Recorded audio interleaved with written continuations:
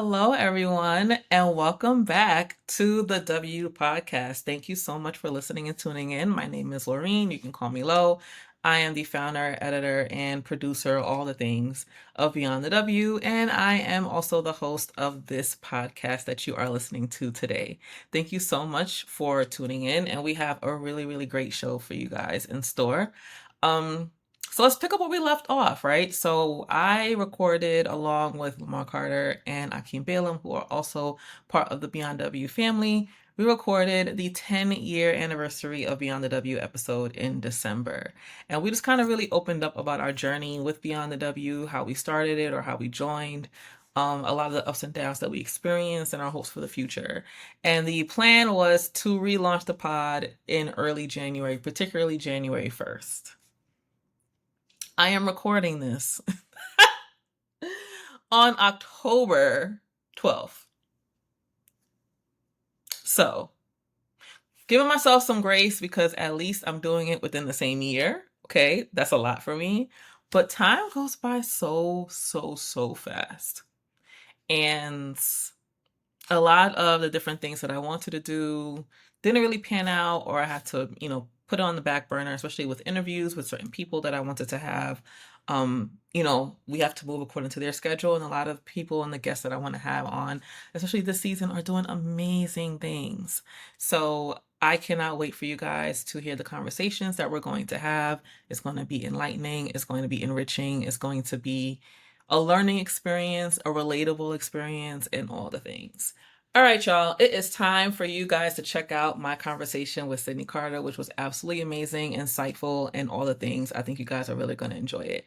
But before we dive into that, let me read a little bit about my girl Sydney, give you a little introduction on the amazing person that you're about to hear from. So Sydney Carter currently serves as an assistant coach for the University of Texas women's basketball team. As a college player herself, she played for Texas A&M, the Aggies, and her, as well as another Sydney that we love, Sydney Colson, led the girls to the 2011 NCAA championship, and they won. As a player, she's a three-time team captain and was defensive anchor for the A&M defense, earning a spot on the Big 12's all-defensive team in 2011 and 2012. She also took home the Miss Defense Award 3 times in 2010, 11, and 12. And she won the coveted Miss Aggie Award after her senior season. She ranks 10th all-time in A&M history in steals and ties for 10th in assists and 17th in points. She was drafted in the third round of the WNBA draft in 2012, where she was drafted to Chicago Sky, and she also went on to play for the Atlanta Dream and the Connecticut Sun. And after her WNBA career, which she does talk about in this interview, she also played overseas for countries such as Latvia and Israel. And she is a 3-time Latvian and Estonian champion, and is also the Eastern European League champion in 2016.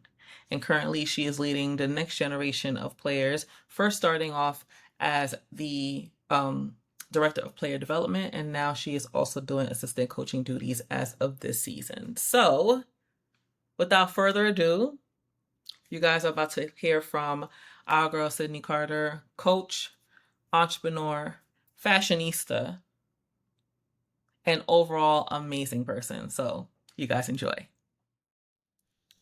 Hi, darling. Hi. How have you been? I have been busy. I've been blessed. Yeah, I'm on the go. I'm moving, I'm grooving, I'm coaching, I'm running a business, I'm doing all the things. Right. So I am so excited to talk to you. It's been a very long time since we talked to each other. Mhm. And I'm kind of relaunching this pod, and I've grown a lot over the years. And I feel like I want this pod to kind of reflect not just where I think a lot of players are at in their career, especially like seasoned players or even retired players, but also kind of like where I'm at in my own life. Mhm. And this season, this first season of relaunching, I want the theme to be reinvention. I don't know why that's been on my spirit this whole year. And I think I know a lot of people, whether it's players that I observe or people that I know personally, who have had to pivot either one or multiple times within their life because things may not have gone the way it went or it went the way it went, but then it's like, what now? Like, what's Mhm. next, right? And I think that's the stage that I'm in my life because your girl's 40 now. So You look good, girl. thank you. Just turned 40 like a couple months ago. So I'm in that headspace like the past like almost like 6 months, like approaching my birthday. So um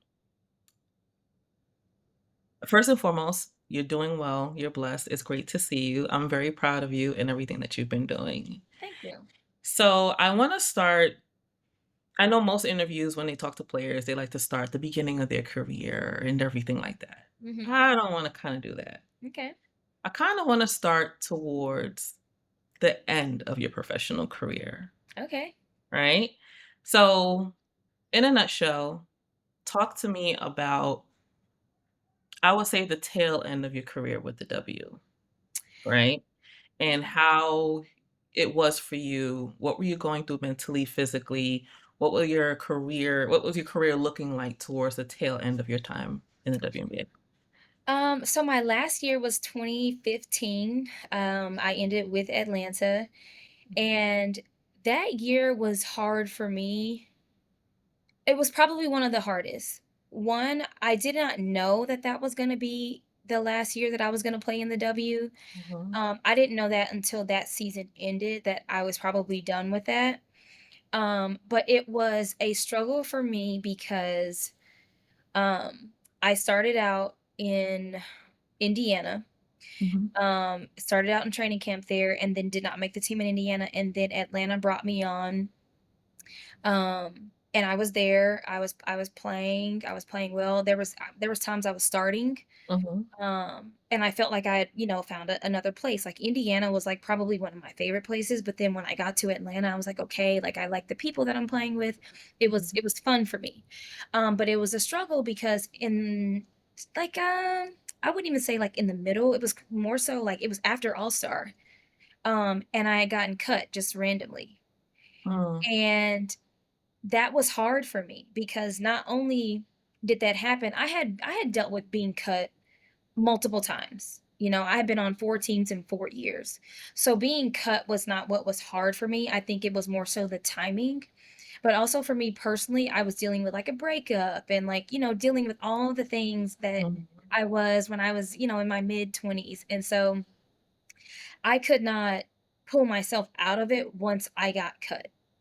mm, It was really hard for me to try to shift my mindset back to like, okay, they cut me and then they brought me right back a day later. And then I had to go play a game in Indiana. And that was hard for me. Now I was able to shift my mind like once I did get to the game, but I was just like, how do I continue to give maximum effort and completely like be where my feet are when I feel like the team doesn't really want me? We're just mhm, in a situation where um like my contract is like guaranteed at that point. So it's kind of like it's a loss for them in terms of like maybe still having to pay me out or whatever the situation is. Um, but I don't want to speculate. Like that's just how I was feeling. I was feeling like how do I remain in this situation and be positive and continue to show up when I feel like the team does not want me? mm, It really wasn't like an explanation as to why. It was just like, hey, like we're gonna go in another direction. Um, so after that, and I finished out the season, and then that's when I kind of just made this decision that I think I'm just done with the uncertainty of the mm, W. And just kind of like every year, I can't like seem to find my footing and find a place where like the opportunity and the situation is good for me. So then I just dedicated my years after that in playing overseas. Um, and so yeah, that was really how my situation with the W ended. I got tired.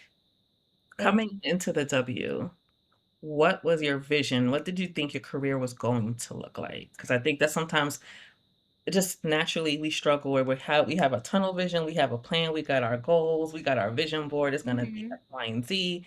And I can imagine a professional athlete, you have so many different achievements that you wanna have.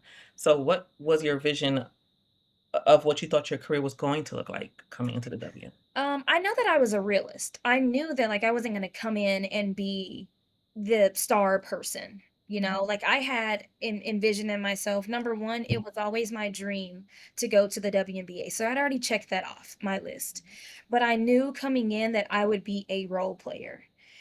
Now when I came out of college, like, I could shoot the ball, and I was very good at being able to go from the 2 guard to the point guard, because I had the IQ, I had the, the leadership, I had the voice, like I had all those things, but I knew that there was going to be a shift in how much that was needed when I did go to the league.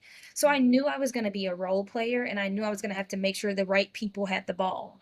I was only going to have to take the shots like, that were in flow. I'm not just going to come down and, shoot it like sometimes I did in college. So I had a very good awareness of what that was going to look like, but you don't know that you're gonna deal with so much adversity in terms of, like, being cut because, like, you go into camp and, like, you feel like you're doing well, but the reality is there's only 12 spots. Yeah. Um, and so I think that was probably the only thing I wasn't realistic about because when I was coming out and going into Chicago's training camp where I was drafted, all my college coaches were like, "It's your team not to make." And so Mm. I felt that pressure, like, "Okay, if I don't make it, then something I did." Yeah. Um, but I had a very realistic view that I was going to be a role player and I was gonna have to make sure, um, everybody else was taken care of before I looked for mine, and I was okay with that. How so after you decided to leave the W, you focused on playing overseas. Mhm, And I think your story is reminiscent of a lot of players where prior to now, we have, some new teams. We got new mhm. teams coming on the pike for such a long time. It's been 144 slots, right? I'm looking for some eligibility to get back out And I'm sure you still got some oil in that tank, trust me. there. But how was that how did you handle that transition after? Even I know you were playing overseas, so you're still being active, you're still playing professionally, but Mhm. once that dream of playing in, our league here in the US is done, how did you transition? And the second part of that question is, were there any players that kind of helped you through that transition and provided you with advice or guidance or support that may have experienced the same thing? Um, I actually did have Kalena Green who went to UConn and then I played with her. She's still one of my best friends to this day. She was also in progress of like transitioning like out of the WNBA and also like just like transitioning out of basketball in general. But to answer the first part, I embraced it completely, being done with the W because it was my decision. Like, I really sat and prayed about that and thought about that, and I knew that that was a decision that I wanted to make. Mhm, Now on the latter end, I feel like, if we do get into when I decided to completely retire, mhm, that looks completely different. I was not ready to retire. My body just kept telling me that it was time. mhm, Um, but that's another story for another time. But I was fine with that. Like, I embraced going overseas and being able to play freely, because overseas it was, "I need the ball in your hands. I need you to make a play. I need you to do those things," and that's not what I was getting in the WNBA because that was not my mhm. role, but I liked that overseas, and so I liked being needed, Yeah. overseas, and so I was good with that, but Kalena really helped me because, like I said, she was in the midst of transitioning out of basketball, and I had so many thoughts of like, you know, what does it look like when I am done? And I don't feel like I really thought about that until I started talking to her. And so she helped me figure out like, okay, well, like what is it that you're passionate about? You need to start thinking about those things now. And um, so yeah, like she just really helped me start to kickstart what is next. If you are Mhm, ready to be done, this is what it looks like. Like, I'm running my own business now. I'm done with basketball. And it was hard for me to let it go, but like I set myself up way before this year that I decided not to play. And so I started actively thinking about what it is that I want to do. And coaching was always something that I wanted to do, but I knew that I had passion for other stuff. But I mhm, had to really figure out, okay, but what can I not live without? And that's when I knew that coaching was the thing for me because um I've always just wanted to help people. I wanted to be somebody that I didn't have when I was in college, and I wanted to make sure that I wanted to help people live out their dreams like I got to live out mine, but I didn't have a lot of guidance. And so Mhm. that's what's important to me. So coaching was the one thing I said I cannot live without that. Speaking of coaching, currently you are on the coaching staff at the University of Texas. So just talk to me about your transition into coaching overall and how you've grown within this entire world since you entered it.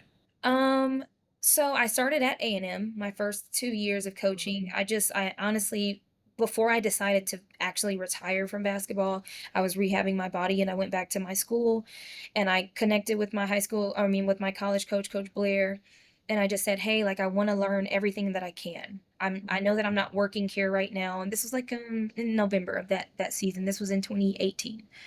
But I was like, I just want to sit around you guys and like be a sponge. I want to know what it looks like to be a coach because it's not just like a clock in at 9 and leave at 5. Like I know that there's way more to this. So I started there as a video coordinator and then progressed as the next year I became the assistant recruiting coordinator. So I was getting my hands on recruiting stuff and seeing what that was like. So I spent my 2 years there and then I came here to Texas and you know, it's been really good for me because I started like on court and stuff at A&M and that's where I got like my feet wet with like actually helping develop kids and seeing what the coaching realm like really was like. And then I really got on the recruiting trail when I got to Texas. And so it's been a progression for me every single year. Um, Mhm. but yeah, I feel like in every I've only been 2 places, but in each place, like, I have grown so much each year with, like, just making sure that I'm you know, I wanna be one of the best head coaches of all time at some point. And And I so, think you you will know, be. writing down notes after every practice. What did I learn from my players? What did I learn from our head coach, Coach Schaefer, in practice? What did I learn from Coach Blair? Like I have like a running tab that I do every day.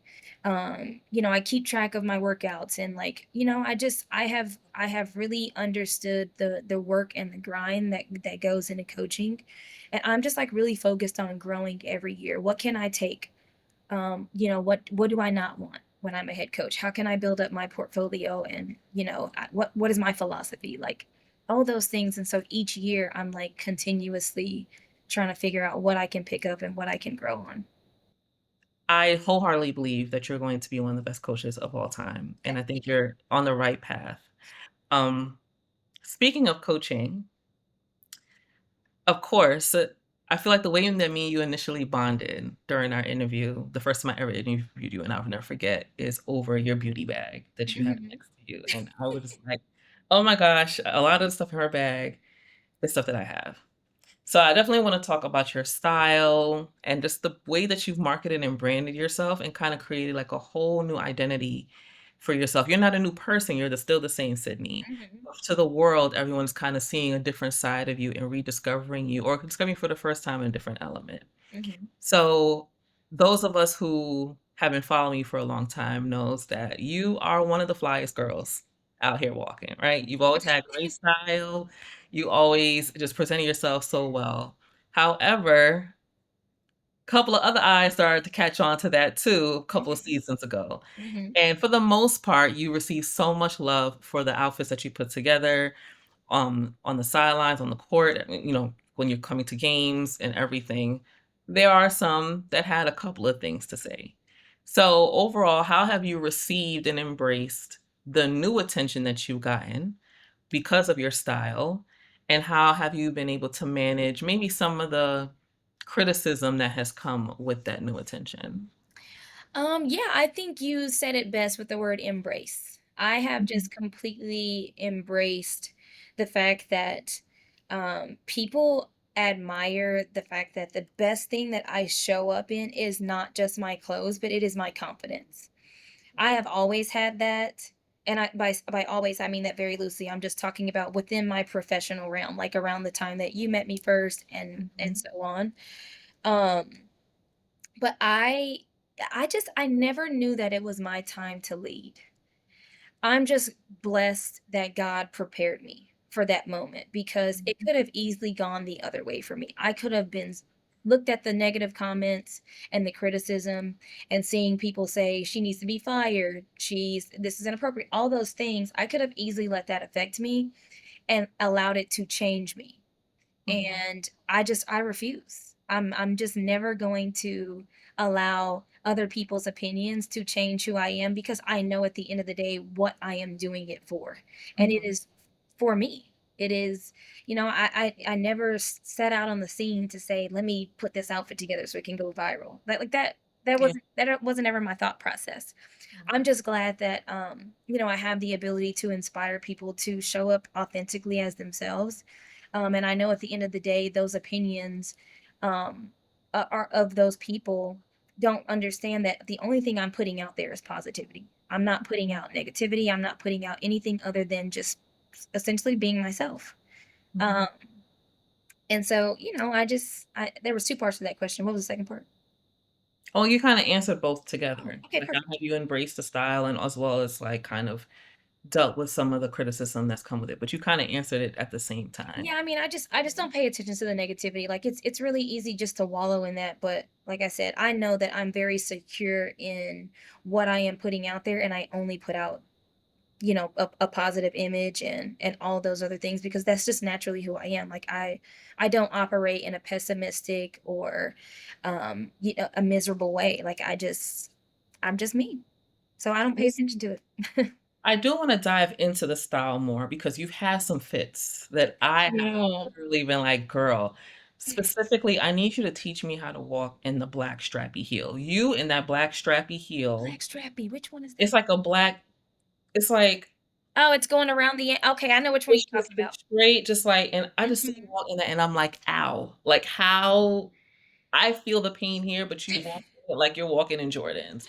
So speaking of your style, you did a collab with Olar's Grace, and it's absolutely beautiful collection, like, absolutely. Yeah. So, I do wanna talk about your style more and how it has evolved and what goes into your style, like, do you th I know you said that you definitely don't think about something to go viral, and I don't it doesn't come off like that. It Right. definitely comes off authentic, it comes off effortless.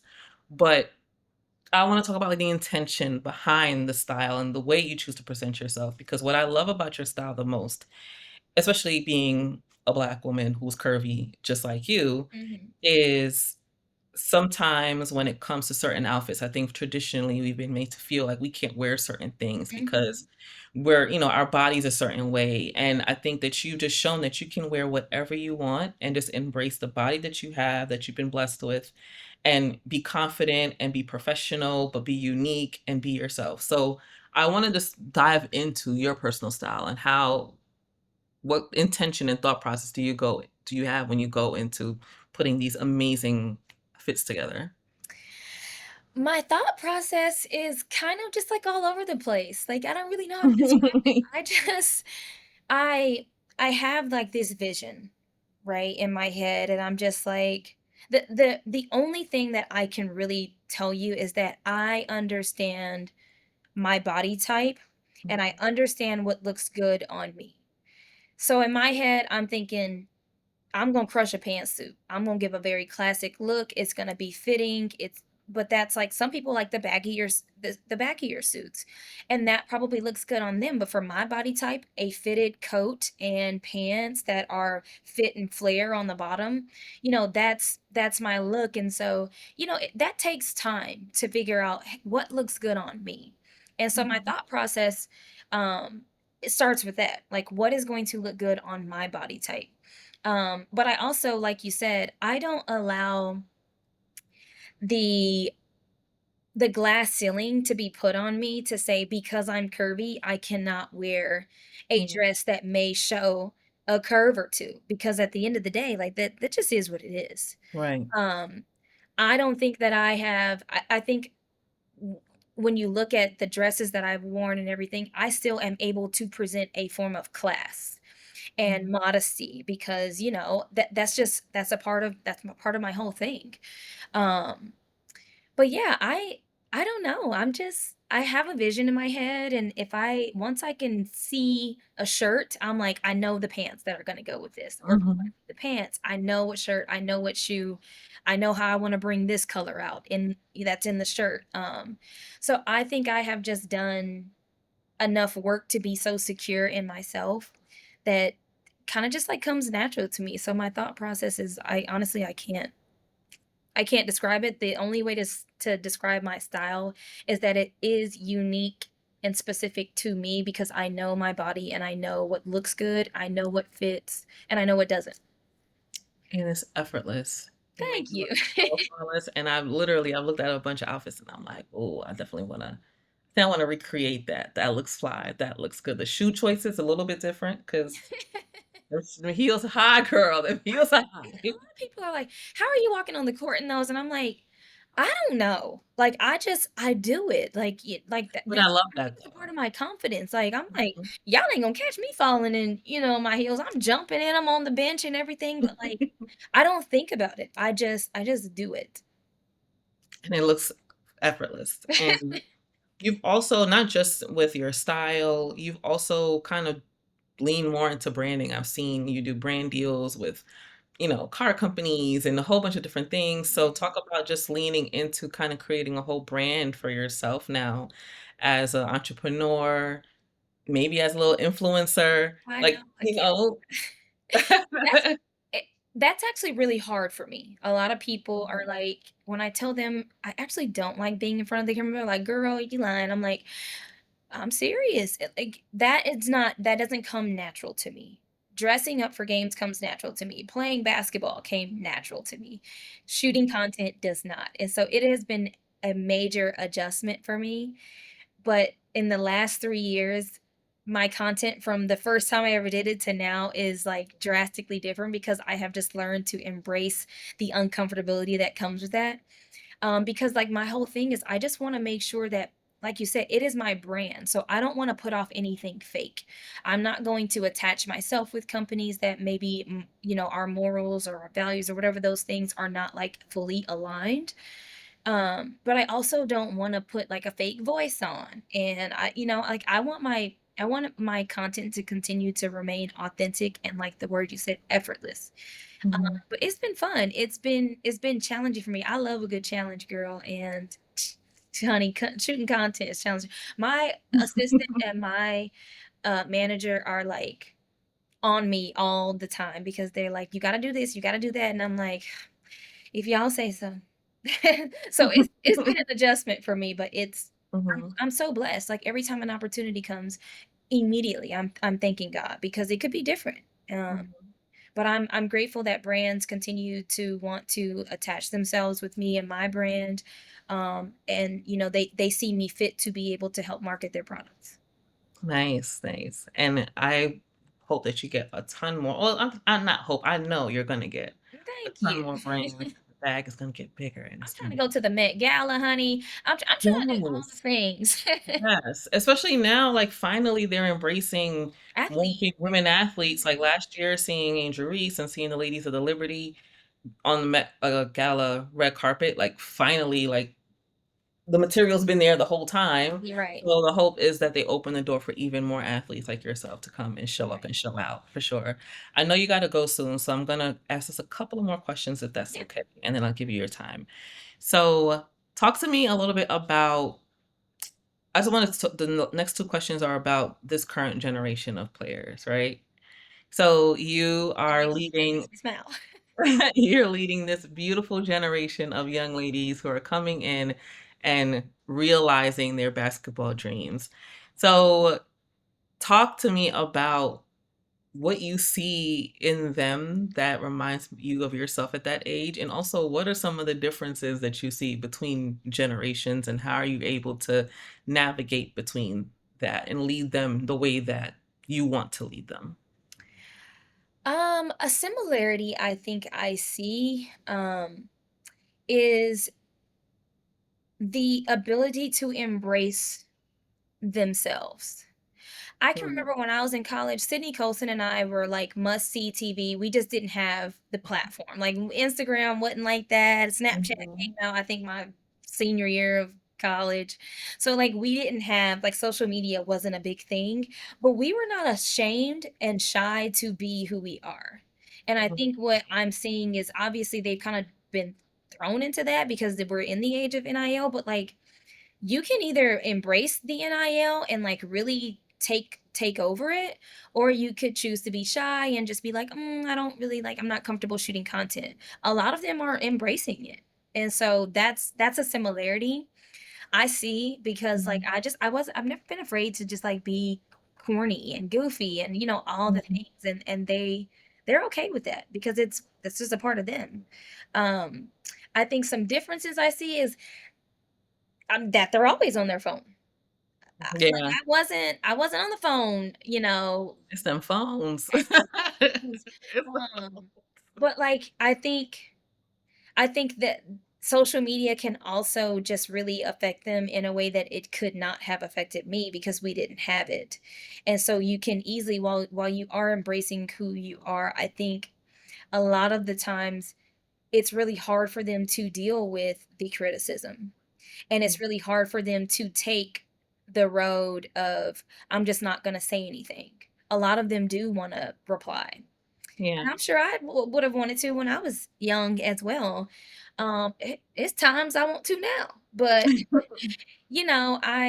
I understand that at the end of the day, those people are also what make the journey because not everybody's gonna agree. There's gonna be somebody that doesn't like it. Um, so I think that that's probably the difference is that social media has more of an effect on them because it is so prevalent. So it's easy for them to get really wrapped up in it and get lost in it. Um, and you see things all the time. Like you see stuff on social media and you're like, I want to do that. I want to do that instead of like saying, how can I make this my own lane? Um, Mhm. and so that's what I hope for a lot of them is that they realize how they're in their own lane and they just need to drive in that lane and don't worry about comparison because it's really easy to get caught up in the comparison game, and that is the quickest way to lose yourself. Nice. And the last question pertaining to that, and I got one more. Um, what advice would you, based off of your own experience as a college player, as a professional athlete, playing overseas as well as professional, what advice would you give to your players as they transition into the W? I would tell them to prepare like they would any other time, right? Like, obviously, when you're going into camp, you want to do what got you there, but Mhm. you don't want to stay there. You don't want to settle. Um, but also understand that I think the comparison is probably the biggest thing. Run your own race. It's going to be very easy for you to say, I probably had a better camp than this person. And if you don't make the team, what is your response after that? Right. Are you just gonna sit in that and say, not get yourself back in the gym, not stay ready in case another team calls you? You are going to deal with adversity. You are going to deal with hard times. You're gonna come out of college and you're gonna get drafted. But then it's possible that you may not make a team. Yes, we have expansion and that's great, but there's still a chance that you don't. Or you can make a team and then be like me, get cut in Mhm. the middle of the season. There's players that are dealing with that now. Um, but the response, how you respond is going to say more about your character and it's going to benefit you more in the long run because stuff like this just happens. Mhm. And not everybody is going to be a Sue Bird who stays at a franchise for her entire year. You may get picked up and moved, but like, are you gonna continue to be where your feet are and say, okay, I started out in Washington, but now I'm in LA and I'm gonna give LA my best. I didn't start with them, but I'm gonna for sure finish it. Mhm. So yeah, it's just about the response and then just making sure that you're not comparing your journey to anybody else's because it is specific to you. And if you just focus on God's will on your life, I promise you the plan he has for you is way more perfect than the map that you can try to put together yourself. I think that's great advice, not just for these young athletes, but anyone in general, Mhm. of any age, to focus on what you have going on, stay the course, give it all you got no matter where you land and where you're at, and keep God first and follow his guidance for your life. Mm. Absolutely. Beautiful advice. So I want to just end with a little fun, little rapid fire. I love rapid fire. Yeah. So I just have a couple of questions and then we'll wrap up. So first one, sneakers or heels? Heels, easy. I'll wear heels to the store if I could. So I've seen that sometimes you have some nail content that you put out. Mhm. So red nails or French tips? Hmm. French tip, because I do a Okay. lot of only the only color I do full on my nails is red, like I have now. Mhm. Anything else is French tip. Okay, so it's literally either or in Yes. your If I'm life. getting Okay. red, you can believe it's gonna be full color. If it's anything else, I'm getting French tip 100%. I love a red nail. I don't have it on now, but like red is my It's I classic. think I feel like red is nude. It's that's a new nude for Red is nude to me. Red lipstick, red nails, you know like I love a red lip, so red yes. is nude. What's your favorite? Do you have like a go-to red lipstick? Yes, I use the Fenty, the matte liquid lipstick, and I The like to one, pair it. which one? The one that It's comes the velvet. Yeah, it's in like the tube. It's like a silver tube. okay. It's like velvet liquid matte lipstick or something, and I like to pair that with the MAC red lip liner. It's kind of like dark. I don't know the color of it, but Okay. So you do red on red. Okay. hmm I use the Fenty lip as well, but I use the original one. It's like in that long okay, yeah. the angular one hmm with chestnut liner from MAC. That's my that's my Chestnut is go-to. it's a staple. Exactly. Everybody needs to have chestnut in there. Everyone needs what is a dream brand collab that you'd love to land?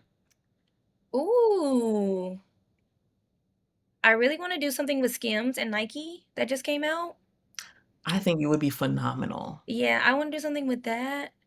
But this is not necessarily a brand. It is, but I really want to do Sports Illustrated swimsuit. You would be great with that. Yeah, I want to do that. That's like on my bucket list. Like back in the day when I was in college, like I was like big on like I'm gonna be in the body issue one day. But now it's Sports Illustrated swimsuit. I think you would be fantastic in that. We have to find a You. way to get you in there. I We know. gotta tag somebody. Who we gotta call? Tell them, call them up. Tell them to tune in to be on the W podcast. Yes, yes. And lastly, um, one fact about you that fans would be surprised to know that has nothing to do with basketball or fashion. Oh man, one of my favorite music genres is country. Okay. Maybe that's surprising. I'm from Texas, and people say I No, have it's an accent, not. but okay, We good. saw the Creole lady put out a whole album. We're not surprised. That and that I can cook. I'm a really, really good cook. What's your go-to specialty? I just like holiday food. Like I will cook sweet potato casserole and mac and cheese and those types of things. Like I will cook those at any point in time. But I'm my mom. I just like I'm self-taught. Like I don't like measure anything, so like I can't like write a recipe book or anything. I just watched my mom when I was younger, and Mhm. I just picked it up. I love that. And speaking of country music, I'm starting to kinda get into it because of the Creole lady. Mhm. And people listening, Creole lady is Beyoncé. That's Yeah. the name of her. K Michelle has been working and brewing with this country album Mhm. that she's supposed to put out. She just put out a track called Jack Daniels. It is so I cannot believe I never thought K Michelle would country until I heard her sing country, and I'm like, this makes perfect sense. Like, this is the only lane she belongs in. Yeah. It's a song called Jack Daniels. I'm gonna It's have to try it on. I'm gonna have to listen to it on my way home now I because think it sounds phenomenal. I think she just sounds phenomenal. She sounds at home singing. okay, and she like you said, she's been brewing on country music. Like she's always said like that's like something she has like poured herself into. So Yeah, I can bet like it's some of her best work. it is. Sydney, thank you so much. It's so good catching up with you. I want to see you in person soon.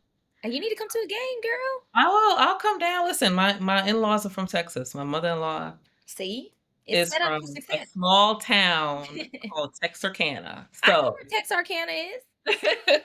So I will be in Texas regularly soon. Okay, So trust well, me. yeah, you let me know, and I got you. I got you covered. Nice, nice. So thank you so much, and God bless you with everything that you're gonna do. You're gonna do amazing. I just hope that you get everything that you want and more, and we're just gonna be sitting here watching and celebrating for you. So thanks so much. Thank you. That was such a good conversation, right? I love that conversation. I could talk to her like all day long. She is like such an amazing person. And I really hope that you guys walked away with so much great insight and advice and just like perspective on our girl and got to know her just a little bit more. So before I wrap up this episode, I actually want to do something different. I want to leave a little bit of nuggets with you guys each episode. I think I've had a decent amount of experience in this sports space, in the sports media space. And I want to start to share some of that knowledge and share some of that experience with you guys. So today I'm going to leave you guys with this. Start somewhere. Start somewhere. I think it is very easy to overthink. I think it is very easy to wait till you have all the right pieces, all the right equipment, know all the right people, live in the right place, all these different things. Just start. And as you guys are seeing from this episode, if you start and you stop, just start again. No one will really know unless you shared with them. No one will really know that you started and stopped this thing. Only most people will see the end result. They really won't see all that goes into it unless you choose to share.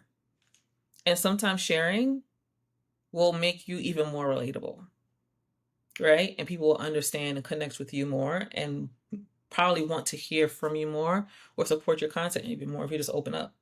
So I'm opening up right now. I was supposed to start this, relaunch this podcast. Actually, this podcast, we went on hiatus, me and Princess. We went on hiatus.